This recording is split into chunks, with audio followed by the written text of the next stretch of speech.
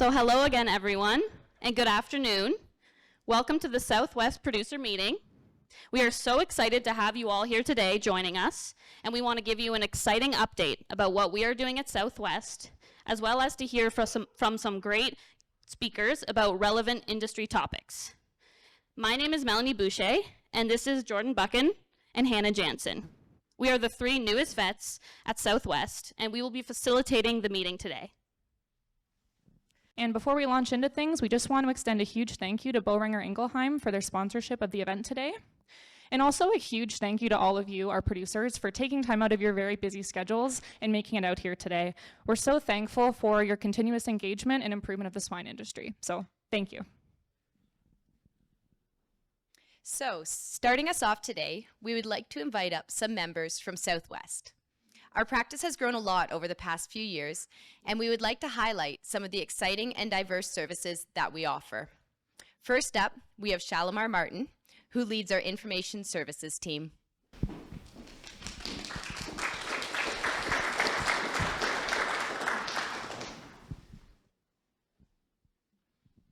Okay, hello everybody. It's nice to see so many faces today. So as Hannah mentioned, my name is Shalimar Martin, and I'm the team lead for the Information Services branch of Southwest Vets. Some of you may be wondering what Information Services is, and I'd just like to take a few minutes to chat with you about us, who we are, what we do, and what's new. So first, I'd like to introduce the wonderful faces of our team. So we have Amanda, Bettina, Brenda, Emily, Jeanette, Meredith, Paul, and myself. So within the Information Services division, we have three different branches. So we have our data entry services, technical support for record keeping software, and then we have our production, analytics, and insights team. So to say a little bit more about data entry services, we currently enter data for approximately 51,000 sows. So we have groups that will send in their data to us on a weekly basis in various different ways, and then our skilled team of representatives will put that into PigNose primarily, send back any questions, and then generate some weekly reports for you. And then this is just an example of what one of our weekly reports looks like. And then moving into the next branch of information services, we have our technical support and record keeping software. So again, this is primarily in PigNose. So if you ever have any questions about anything, don't hesitate to reach out. We're always happy to support you, and we're here for you in any way that we can be. If you're new to the PigNose software, we have a team that will actually come out and come to your site and work with you, get you and your team all trained up and feeling comfortable. And then after that initial visit, we're always available to come back out again. And again, if you got any questions or anything, we're always here for you. Our next division is our production, analytics, and insights team. So this is a rapidly growing area. So we've been really focused on developing new reports to help identify herd health trends and patterns. So many of you have already seen a program that we're really proud of, and it's been really well received. It's something called the Chores program, and I'd be happy to chat further in depth with you later on if you've got any questions. But basically, it's just a 4-page report. Starts off with looking at like your last 10 weeks of production. And then it moves into something that we like to call a dressed up farrowing rate report and wean projections. The third page identifies potential cull sows, and then looks at the next 5 weeks of farrowing down at the bottom there and what that parity distribution looks like. And then the last page finishes off by identifying any idle sows that you might have in your herd. And ultimately, we want to see this page clean because we know that idle sows can affect performance statistics. From here, if something catches our eye, we are really striving to go into our drill down reports. So if something catches our eye, we can produce these and go more in depth. So this is an example of our sow mortality report. So on the left-hand side, it looks at like the past years worth of production, and then on the right-hand side, it's kind of more short-term. But this is just an example of further drill downs we can do. Again, this is all kind of generated out of PigNose data, but we have also generated reports working with Maximus Systems, PigUp, MetaFarms, and PigChamp. So if you've ever been curious about something with your production, let us know, and we can certainly look into developing something for you.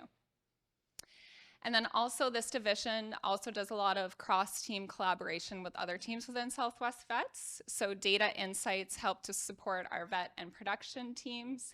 And then data as a whole helps to support our research team with their projects as well. Okay, so what's new? So PigNose Mobile, this is a very rapid growing area within Southwest. So currently we have about 43,000 sows on our PigNose Mobile application, and that's expected to get closer to 50,000 sows by the end of 2023. Our PigNose Mobile and NeedApp integration is also working really well. So the purpose of this is to really eliminate that double data entry factor. And then we also have groups that have recently purchased the NeedApp weight scales, and we're working at developing further reports for that potentially highlight insight to ideal sow weight for production performance. PigNose Whiteboard is a feature that they're expected to be releasing here in the next couple weeks. And this is kind of a teaser of what it looks like. So the idea behind this is it's going to be a digital whiteboard for you that you can project in the barns on your TVs or computers. It's supposed to work really well with the PigNose mobile application. It will update live and then kind of send you notifications and things like that on the screen. So that is something to look forward to. And then we are also exploring additional software programs. So we want to be able to offer you different options for record-keeping software so that you truly have the best program that meets your site's specific needs. So stay tuned for some updates on that. And then we're really just trying to also gain a better understanding of different softwares as a whole so we can better support you with whatever software you have and just be a point of contact for you. So that is all I have for you. And so I'd like to invite Andriana up, who's going to speak with you about lab development.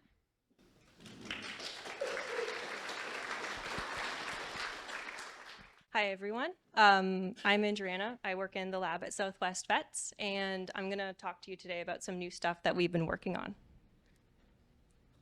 And then I thought I'd bring the lab a little bit to you today and give you a quick tour of our lab. So this would be our clean room. This would be where we run our PCRs. It's also where we do any sterile handling. So that's the biological safety cabinet there, the sterile hood. And that's our -70 freezer where we store our isolates. On the -70 freezer, there is actually our CL2 certification, which means that bacterial isolates, we're able to receive them as well as send them out to other labs. And this would be our intermediate room. So it's where our incubator is, it's where our autoclave is for sterilizing stuff, and also where we run our gels for our PCRs.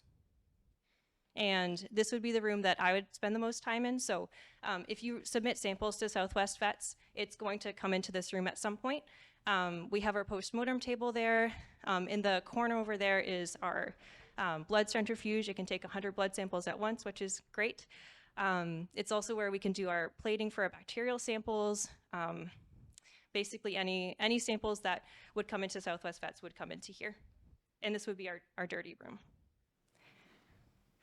And with all of this new lab equipment and with everything that we've been doing, we've been selecting bacterial isolates, and the point of selecting those bacterial isolates would be for autogenous vaccine development and manufacturing. So our target pathogen would be strep and glassers. However, if we plate something and maybe something else grows, APP, A-Suis, Staph hyacus, things like that, we can also culture those and work with those as well. But strep, suis, and glassers are really the ones that we focus on the most because there's multiple serotypes and because you need to take multiple sampling, multiple pigs over time. So it requires really focused sampling. And this is just basically a flowchart of our process. Something I want to highlight at the top is that all of our samples are coordinated by your veterinarian. So if you're interested in autogenous vaccine, that's something that you should talk to your veterinarian about. And at that point, we would get started in the lab. They would bring us samples. They would talk about maybe anything going on at the farm, any lesions they might have seen, something like that. We would write that down, and then we would do our back-to sampling. We would plate it. First plating would just be a variety of things on the plate, and then the second plating would be when we would get our isolate. And then internally, we would run a PCR test to determine if it was Strep or Glassers. We would store it in the -70 freezer, and then send a report out to the veterinarian to determine next steps. And at this point, we would either send it out for characterization, serotyping, whole genome sequencing, and eventually for an autogenous vaccine manufacturing. And then these are just two examples on the right of primary plates. So the primary plate is when you take the bacteria, you spread it on the plate, and you can get a variety of different things. The one at the top shows a variety of different bacterial colonies. Growth is kind of all over the place. You can see some white ones, maybe some green ones, some gray ones, versus the plate at the bottom is also a primary plate. This is actually from a brain, and there's a predominance of one colony, which is something to note, especially from a primary plate, that the pathogen here might have been the causative agent of disease, and it's worth further testing on our end. And then getting a little bit further into Strep suis. So that would be me on the left-hand side taking a brain swab from a pig. You would take the brain swab and just insert it into the meninges and take a sample that way. After the secondary plate, the isolate would look like that on the blood plate there, the second picture. And then the third picture is a picture of it under the microscope. And the one on the right is an internal gel PCR test where we can determine if it is a true Strep suis or not. And kind of the same for Glassers. So that's kind of a classic Glassers heart. They can look maybe a variety of different things, but something common that I can see for Glassers would be you'd see lots of fibrin surrounding the heart. And then that would be a plate there of an isolate of Glassers. That would be what it would look like under the microscope. So a lot different from Strep suis. And that's a picture of the internal gel PCR test as well. So a similar process, but different presentation. It looks different on the plate, it looks different on the microscope, and of course our PCR test will tease it out. And then something I really want to stress, because an autogenous product is very targeted, thorough and appropriate sampling is very key. So we want clinical euthanized pigs. We don't want pigs treated with antibiotics, and we want multiple rounds of sampling with multiple pigs. The ultimate goal being a targeted and effective autogenous vaccine for your farm. So, of course, sampling coordinating with a veterinarian and trained Southwest staff, very specialized front-end internal diagnostics on our end, multiple sampling points over time, targeted selection of isolates, and then at that point, vet selection of isolates, serotyping, whole genome sequencing results from the autogenous manufacturer. And at that point, the autogenous vaccine would be manufactured with optimized antigens and adjuvants. And just some internal results that we've been seeing so far, because this is a new thing. We've seen some really good sampling with producer and veterinarian engagement. We've seen, of course, specialized isolate selection for autogenous vaccine production. And then possibly in the future, tying in our research team to assess autogenous use in pigs. And that's everything for me. I'm going to pass it over to Jenny from the production team. Hi everyone, I'm Jenny McEwen and I do all the scheduling and coordination of the production services team at Southwest Vets. I just want to give you a brief overview of our team and what we've been up to this summer. So, who we are. We're a growing team of 18 individuals who provide ultrasound, farm relief, production management, and so much more to swine farms across southwestern Ontario and beyond. We're a diverse team who offer many different skill sets and knowledge bases when it comes to pigs. We're a team that thrives working together, and we genuinely enjoy spending each and every day working with pigs and a variety of producers. The biggest chunk of our time is spent providing farm relief services. So we have a large group of people who are able to come out to farms and jump in to provide labor solutions. So this can look like help with general chores right alongside you or employees, or it can look like sending an entire team of people out to cover all your vaccinating needs. So each month, we vaccinate between 20 and 30,000 pigs, and we're actually starting to look at needleless and different new vaccinating techniques. So our farm relief services can be provided as short-term or long-term labor solutions. Our long-term help often applies to farms that are in need of an extra set of hands on a busy day of the week, but they can get by the rest of the time.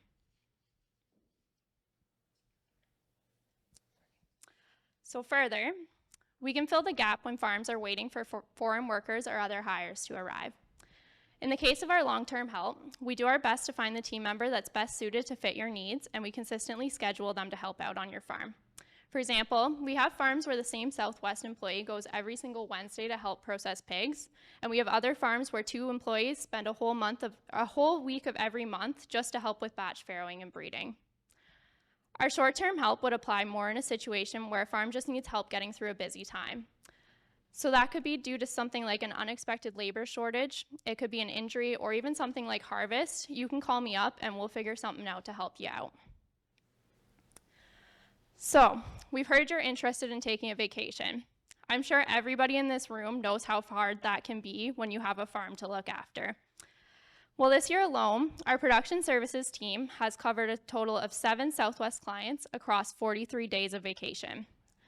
So this is a growing service that we offer. Where we'll have 1 or 2 of our team members come out and they'll meet you and they'll shadow you for a day or 2 in your barn. Then while you're away, our production services team will come out and they'll look after your barn as if it was their own, so you can relax while you're away knowing that everything is being looked after, or as much as you can when you know that you have a farm at home. On the south side, we have several experienced techs who provide a variety of ultrasound services. So you'll often find our techs spending time on farms to confirm pregnancies or even training your staff on how best to do this at your farm. We've also been spending some time working on backpack scanning. Another growing service is our production management or general oversight services. So we can provide oversight of your nursery or your finisher systems, which would look like weekly barn walks, treating of animals, and working directly with contract growers. We also provide troubleshooting of issues across all swine systems and training and procedure methods to help manage this. We also have several team members who specialize in farrowing and day 1 piglet care that are always happy to provide training on early piglet care at your farm. So that's a brief overview of our team at a glance and what we've been up to. We're always happy to hear from you and answer any questions. At this time, I'd like to invite Courtney Worth up to speak about our research team. Thank you.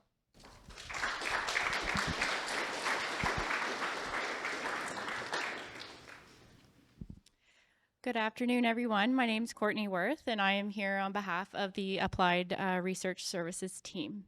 So why research as part of a veterinarian practice? First and foremost, we want to support the Canadian swine industry. So majority of research, swine research, is conducted in the US or Europe. But as we know, the swine industry in Canada can be unique by having many independently owned producers, slightly different management practices, herd sizes, and disease statuses. So we feel research within a Canadian swine context is very important to support the work we do as a veterinarian practice and the work you do as producers. Why applied research? Applied simply means real solutions for real problems. So rather than working on new theories, we're in the business of expanding knowledge for practical use. And a third why is ongoing learning. So we always want to be learning as a practice and believe that research is one of the best ways to do that. As a hub for swine medicine with 13 veterinarians and over 50 staff supporting the practice and producers, we like to take a best minds approach towards research on everyday challenges. So what is it that we really do? I've divided it into 2 buckets here, and the first bucket is internal research and development. So this bucket here is driven by Southwest Vets, and projects flow in based on practice challenges or needs in the field, and knowledge that's gained is shared back directly into the practice and the industry. So a main type of project would be disease monitoring, and we're going to hear an example of that during Marty's presentation on PRRS. Another example of a disease monitoring project would be PCV2, and you might have heard of that through your vet or during our Pig Chat articles. A next example would be the Southwest Vets regional influenza vaccines. So strain monitoring is required to identify the most relevant strains of flu in Ontario to put into that vaccine. And the vaccine trials are necessary for CFIA to approve the distribution of that vaccine. So you're going to hear more about that from Dr. Kevin Vlaka this afternoon as well. And another example of an internal project would be the evaluation of novel treatments and techniques. So an example of that would be a prolapse treatment protocol, which is a project we ran this summer. And you're going to hear more about that from Dr. Greg Weidman this afternoon. The second bucket of services is contract services. So this is really external companies seeking our specialized research services. So examples would include regulatory studies that will contribute to the approval of products by Health Canada, or it might include evaluations of how certain products might perform under certain commercial conditions, or it might be a simple service such as data analysts. So how do we do all of this work? I can only describe it in one word, and that is collaboration. We are a small team of trained researchers and depend on collaboration internally across Southwest. And just as important, our work depends on collaboration with you as producers and barn staff because we need to find the most suitable barn for each study, which might be based on certain diseases, management practices, or herd size. So clearly we do most of our work in commercial settings, real solutions for real problems, right? So we consider your barns to be living laboratories. Again, the best environment to investigate real solutions for real problems. That's my slogan for the day. And we conduct these trials at any stage of production. So communicating our findings is just as important as doing the research in the first place. Closer to home, our findings are shared in our Pig Chat articles and at industry events throughout the year. Our work has also informed new SOPs for the clinic and for producers in their barn. And lastly, at a broader level, we submit our work to the Lehman Swine Conference in Minnesota, and we also submit our work to the American Association of Swine Veterinarians as a way to collaborate with academia and to keep learning together with our international colleagues. And that is everything from a research perspective. I just want to say thank you again on behalf of all of us that spoke, Shalimar, Andriana, Jenny, and myself, and we're happy to speak with any of you during the break or dinner time if you'd like to learn more about anything we have talked about.